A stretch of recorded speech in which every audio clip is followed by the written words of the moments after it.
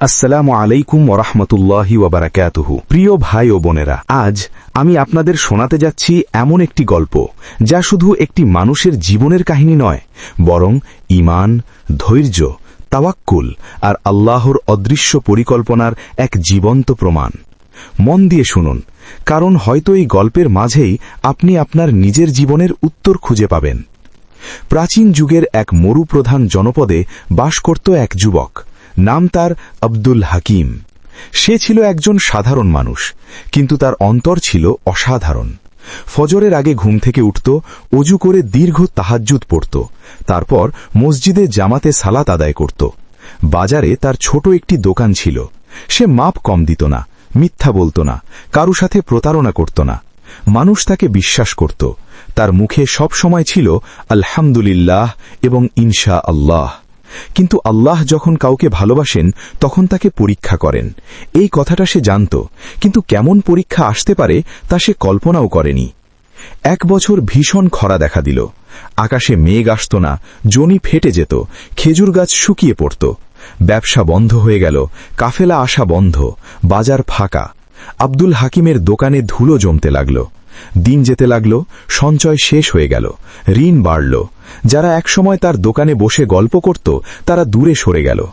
একদিন এক ঋণদাতা সবার সামনে তাকে কঠিন ভাষায় অপমান করল।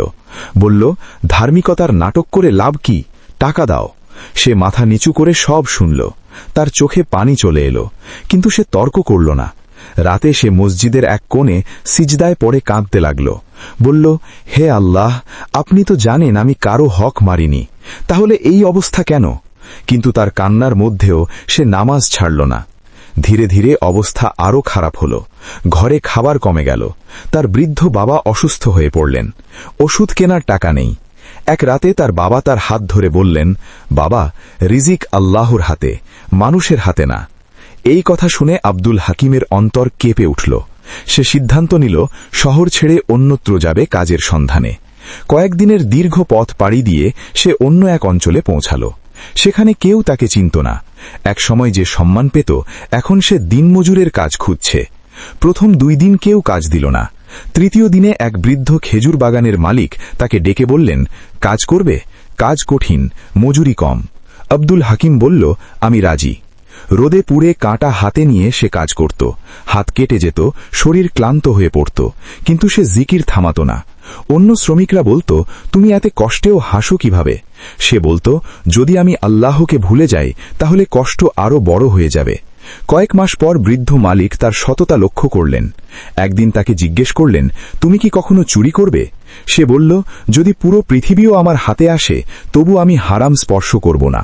বৃদ্ধ কেঁদে ফেললেন, বললেন, আমার সন্তান নেই। আমি এমন একজনের খোঁজে ছিলাম যার হাতে আমার সম্পদ আমানত রাখতে পারি। আজ থেকে তুমি এই বাগানের দায়িত্বে। সময় কেটে গেল। আল্লাহ তার জন্য রিজিকের দরজা খুলে দিলেন। সে পরিশ্রম করল, সততা বজায় রাখল, ব্যবসা বাড়ল। কয়েক বছর পর সে নিজ শহরে ফিরে এলো। প্রথমেই সে সব ঋণ শোধ করল। যারা তাকে অপমান করেছিল তাদের সালাম দিল। কেউ কেউ লজ্জায় মাথা নিচু করল। সে বলল, আমি তোমাদের ক্ষমা করে দিলাম, কারণ যদি তোমরা আমাকে অপমান না করতে হয়তো আমি আল্লাহর কাছে এত কাঁদতাম না। যদি খরা না আসতো হয়তো আমি গাফিল হয়ে যেতাম।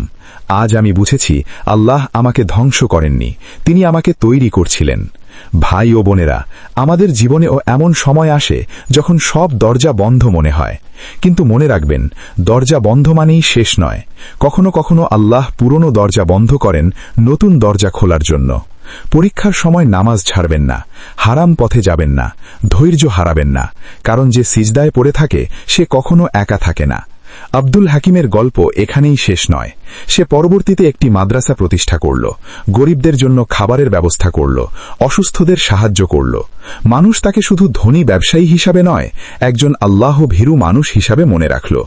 এক রাতে সে আকাশের দিকে তাকিয়ে বলল, হে আল্লাহ, আপনি আমাকে শিখিয়েছেন কষ্ট মানে শাস্তি নয়, কষ্ট মানে শিক্ষা। দেরি মানে প্রত্যাখ্যান নয়, দেরি মানে প্রস্তুতি। আজ যদি আপনি কঠিন অবস্থায় থাকেন, মনে রাখুন, হয়তো আপনার গল্পের সবচেয়ে সুন্দর অধ্যায় এখনো শুরুই হয়নি। আল্লাহ যখন নীরবে কাজ করেন তখন ফলাফল হয় সবচেয়ে শক্তিশালী। তাই হতাশ হবেন না। কান্না আসলে সিজদায় ফেলুন, ভয় এলে কুরআনের আয়াত পড়ুন, মানুষ ছেড়ে গেলে আল্লাহকে আঁকড়ে ধরুন, কারণ শেষ পর্যন্ত জয় তারই যে ঈমান নিয়ে দাঁড়িয়ে থাকে, যত ঝড়ই আসুক না কেন। আল্লাহ আমাদের সবাইকে ধৈর্যশীল বানান, পরীক্ষায় উত্তীর্ণ হওয়ার তৌফিক দিন এবং আমাদের অন্তরকে দৃঢ় রাখুন। আমিন।